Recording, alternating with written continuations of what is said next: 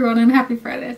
So in this video I will be reading 5 books that the lovely Goodreads has recommended to me because I have read How to Make Friends with the Dark by Kathleen Glasgow?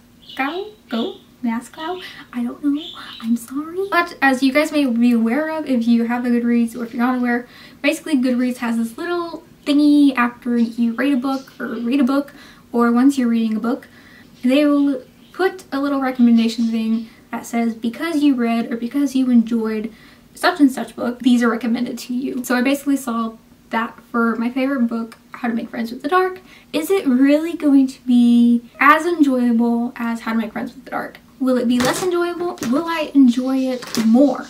Minnie's playing with the bag. Sorry about that. For anyone who is unaware, How to Make Friends with the Dark is a very dark story. Without getting too into it, I think the only thing you should know is it is about our main character who has to deal with the loss of someone very near and dear to her. Her life basically just starts to spiral out of control, and it is a very difficult read. It made me cry. So after looking at those recommendations, Minnie, please let me film the video. I ended up taking note of 5 books that caught my interest the most, and I wanted to see how these 5 books either related to How to Make Friends with the Dark or if they are as enjoyable as How to Make Friends with the Dark. The 5 books that I will be reading in this video: How It Feels to Float by Helena Fox, Heroine by Mindy McGinnis, Wilder Girls by, I didn't write the author's name down, by Rory Power, Frankly in Love by David Yoon, and then the final book is The Art of Breaking Things by Laura Simpson. Very high hopes for Wilder Girls and Heroine. Let's just get into it and let's hope this all goes well. Fingers crossed. Chapter 1. Something. Way out in the white dark. Between the trees.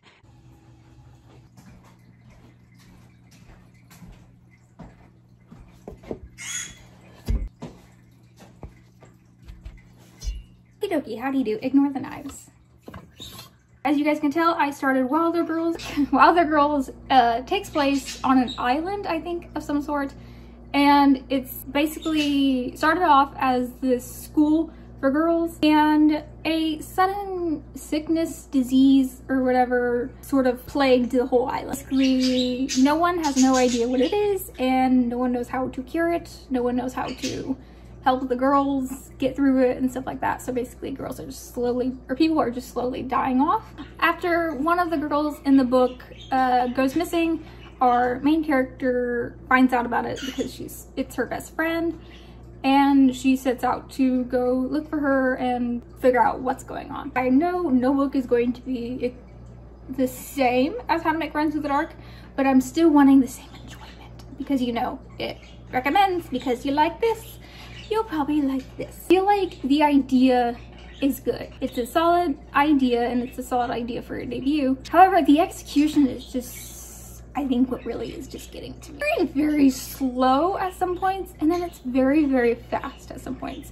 Usually in books, the synopsis is somewhere in the beginning of the book, and this kind of is, but it takes quite a while to actually get there at the same time. Like, I don't know how to explain it. 25 to 30% of the way through with the book to get to the actual part that the synopsis mentioned. The writing is beautiful. Pretty and flowery descriptions of these very gory things, which, by the way, don't listen to this audiobook while you are eating chili. You don't want to be listening to an audiobook talking about pus coming out of people's faces and gore and stuff while you are eating chili. It's not a fun experience. I do want to enjoy this book, because again, the idea is nice. It's just the execution. Finished Wilder Girls. I finished, I think,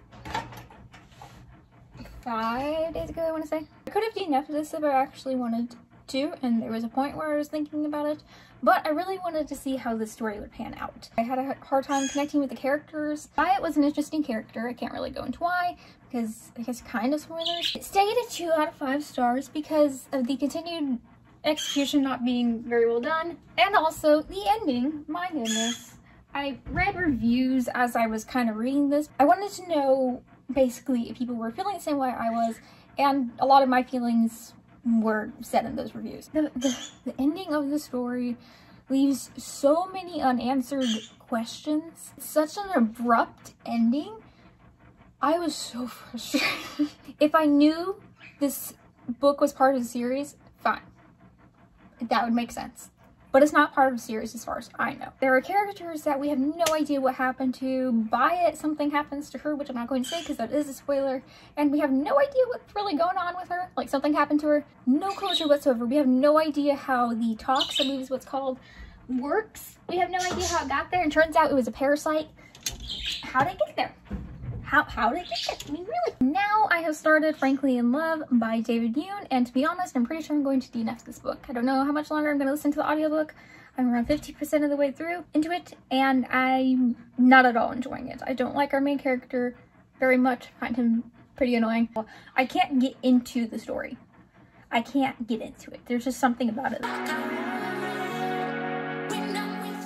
Currently giving Kiara reign over my office chair and waiting for my videos to import. I'm going to be starting the next one, which is, I believe, by Helena Fox, and I believe it's called How It Feels to Float. I have zero idea what this book is about. I've been listening to the audiobook. What did you? Focus on the cat. There we go. She's so cute.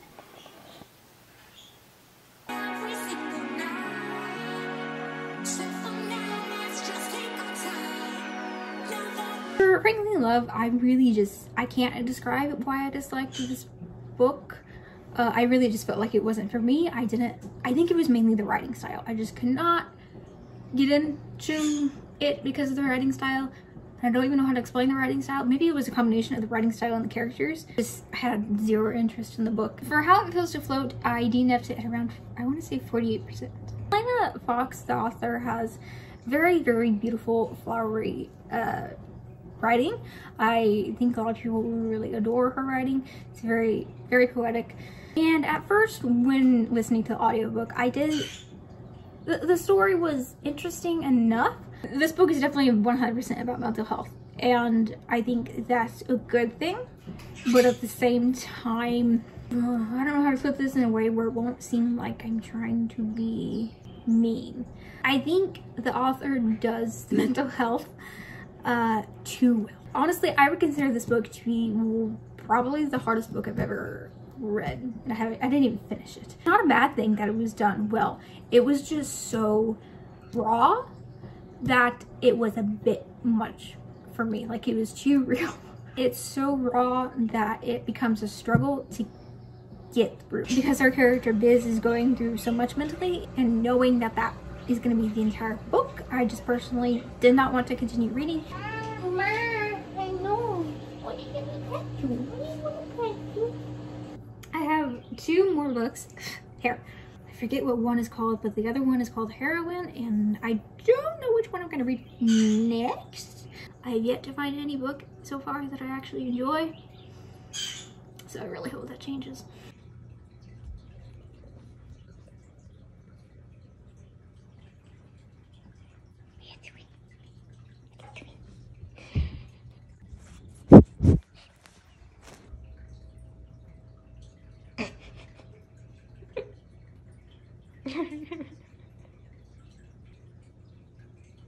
%40 of the way through Heroine, very much enjoying it. To give you a little bit of a synopsis of the story, our main character is named Nikki. She is 17 years old, and she is a very well-known softball player along with her best friend. Very known in their little town and everything like that.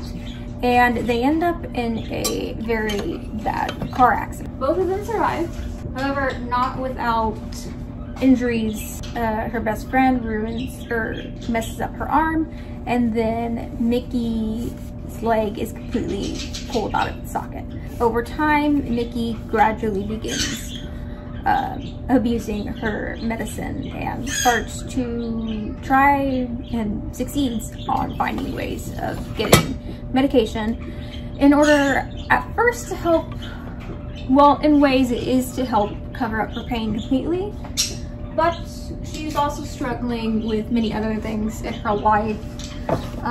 She's not very confident in herself, and also after you just horribly wounded yourself in a very sad car accident. I mean, no one died, but it's still very traumatic, and you're having to deal with that trauma, and also the trauma of pretty much learning to walk again, and her leg getting screwed back on pretty much, and not doing what you love, which is softball.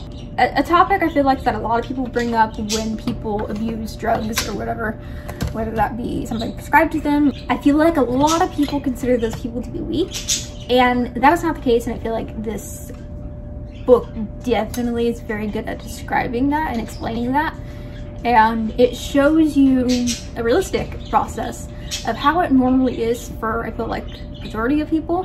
They don't just wake up and be like, oh, I'm gonna be a drug addict, I'm gonna snort some oxy. She hasn't yet gotten to needles and heroin and everything like that, but that is obviously something that was immediately mentioned on the first page. So we basically kind of already know what's gonna happen in the end, I think. I really hope she does not die. I'm very attached to her, and I don't want anything to happen to her. Obviously, she makes some very poor decisions, but I can also understand why she is doing what she is doing. Everyone has their own way of going about things in their life and handling things in their life, and unfortunately, getting into that kind of lifestyle is the way for some people. I am kind of hoping that I can get the majority, or if not, all this book read tonight. However, I am very scared to get to the end, because I'm very scared that the first part, the very first page, isn't exactly what's gonna happen in the end. I know that's what's gonna happen, but I feel like it left out. I don't want Mickey to die, and I feel like the author may have just not shown Mickey's death at the end of the first chapter, and I don't want her to die. Obviously didn't want other characters that unfortunately do die to die as well, because in the first page of the book it tells who all is dead around her after overdosing on heroin. So I really hope she does not later on die. I finished. I'm just gonna say straight away 5 out of 5 stars. I felt extremely hollow after I finished reading it. After reading it, I talked to my mom about the subject of drug use and drug addiction, and how people can get into it, and how people go about finding ways to get the drugs faster into their system, because it does go deeply into how people use drugs and how people administer drugs. I mean, the first scene of our characters kind of experimenting with needles was absolutely terrifying, and it was just a book, but it like made my skin prickly. And in this book it addresses the fact that not everyone who has some sort of trauma in their life, whether it be mentally or physically, like Mickey does, not everyone will resort to doing drugs, and that's a big thing that is talked about near the end. Why did she do it and others around her didn't fall into it? But I wanted to go through and read you guys a few pages. This is chapter 38. Heroin, an illegal, addictive narcotic that produces euphoric effects. I make a fist, I find a blue vein, I make a fist, I find a blue line, I break my skin, I puncture a vein. I put blood into the syringe, watch it dissipate for a moment, a part of my body outside of myself, diluted in heroin, drowning. Then I plunge. I am suspended in warmth, elongated like my blood in the barrel, dissipating. I am wholly without pain or caring, even when I vomit. The act itself is almost graceful, robbed of its unnaturalness as everything in my stomach makes its way. I don't like reading in front of people, so that's why my voice is shaky. So, sorry. The act itself is almost graceful, robbed of its unnaturalness as everything in my stomach makes its way to my mouth, as if that were only to be expected. And I turned my head in agreement, casually leaving it all on the floor next to Edith's couch. There is no hurt, there is no fear, there is no stupidity or awkwardness. I am beautiful to these people, and I want to share this warmth with them. Press their hands to my skin and let them feel what I feel. Absolute acceptance and love. Then they do. One by one, I watch them go. There are no tears here, no room for anything other than the feeling that everything is alright. And always will be, and always has been. I turned my head, drawn in by the pattern of Edith's couch, my eyes tracing the outline of blue roses, long frayed by years of use. I'm lost, eyes rolling, then closing, leaning into the warmth-like arms enveloping me, heavy and comforting, endlessly wrapping me inside and out, rocking, cooing, lulling, as if I found my mother. I have one more book to read, and that is, I have no idea what it's called. The Art of Breaking Things by Laura Simpson. I believe I'm going to be listening to the audiobook for this, just whichever one is cheaper. Morning. Don't mind me, I'm doing stuff as I'm doing this update. Wow, I look awful. So, I actually have no idea how far I am into The Art of Breaking Things. But I have been listening to quite a bit of it, and I think I'm around chapter 10 or something, but some chapters are pretty short. I would say I'm around maybe 2 hours into the audiobook. I'm enjoying the book. There is nothing that I dislike about this book, but I think I was getting so used to reading books, sorry, the shank is really loud, that had warnings before you went in lately that I just was not expecting what this book is about. Okay, so I was slightly cut off there, and oh, just ignore the sun. I can't deal with the sun. Oh, I think that just made it worse. Whatever, we're just gonna have our own little special effects for free. I was getting so used to books giving me content warning. The only thing that it said in the beginning of the book before it like actually began was something along the lines, this is for all the girls that are not yet broken. And when I heard that, because I'm listening to the audiobook, I did not think sexual assault, because sexual assault and rape doesn't just happen to women. That's a whole other conversation in of itself. I'm not saying that the author thinks that or anything, but I wasn't thinking, oh, we're talking about sexual assault and rape in this book. Our main character is named Skylar, and it kind of opens up, the book opens up with her and her friend Ben kind of getting drunk on some tequila shots and smoking some pot. They have, I think, two others or three other guys that come that are kind of friends with them, but they kind of don't seem to be buddy-buddy. But they come to join them, and then Skylar just kind of blacks out. And then the second chapter opens up with her pants undone and her bra is missing. Her sister's name is Emma. Their mom is stupid for one. So their mom is getting back with her ex-boyfriend. The book kind of starts to go back in the past of the time when their mom was dating this ex-boyfriend named Dan about 5 years ago. And Dan is very obviously a predator. I wasn't aware that this book was going to be containing pedophilia, and I've never read a book about that subject. I've read books about rape and sexual assault and everything like that, but I've never read a book about pedophilia. And I'm assuming the book keeps alluding to that Skylar had something happen to her by Dan. It's a very real thing with pedophilia, but I don't know how comfortable I am with hearing it or reading it, really. Every time he's on the page, I'm just like completely uncomfortable, skin crawling and everything like that. And he's also very controlling. During the present day, when he and their mom seem to be getting back together, he's extremely controlling of everything that all of them do, and for some reason their mom just could not care whatsoever, and that makes me extremely mad. Please excuse the orange mouth area. I just got done eating this ramen, and it always kind of dyes my lips for a little bit. Finally finished The Art of Breaking Things by Laura Simpson, I think almost a week ago. I gave the book, I think, a 4 out of 5 stars. I did enjoy it, obviously. I think the thing that was most difficult for me to listen to the audiobook was because it was just very real.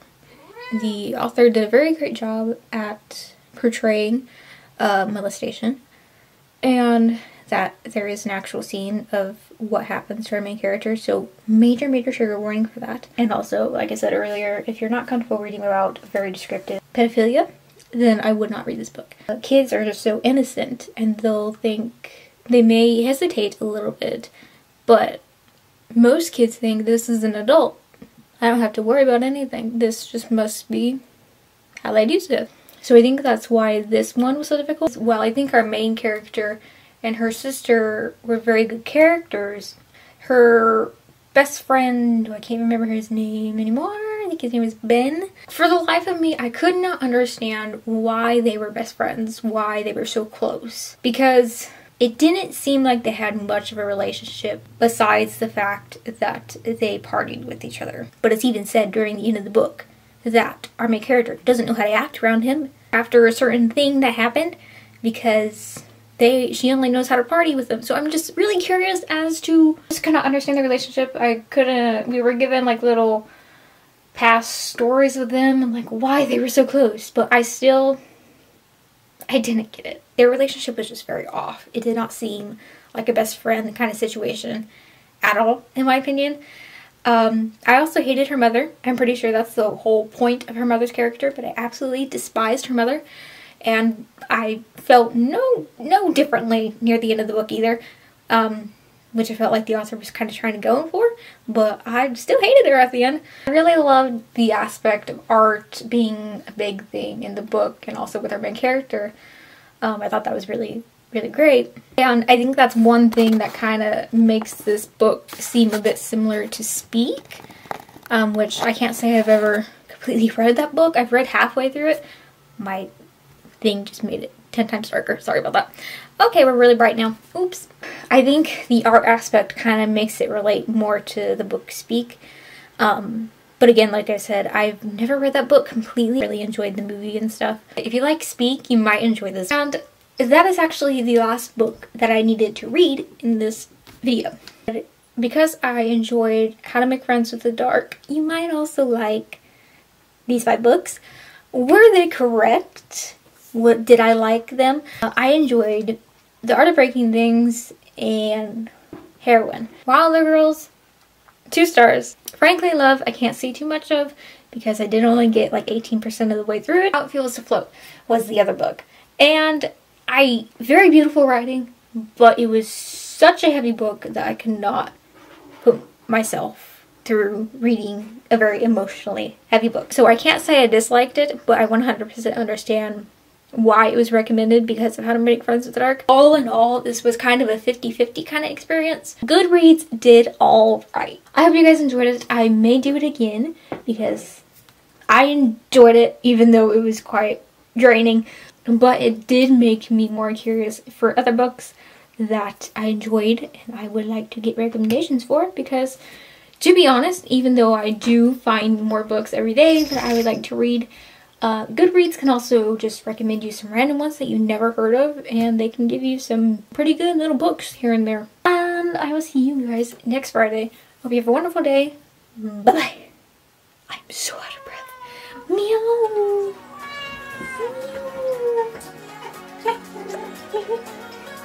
She keeps farting.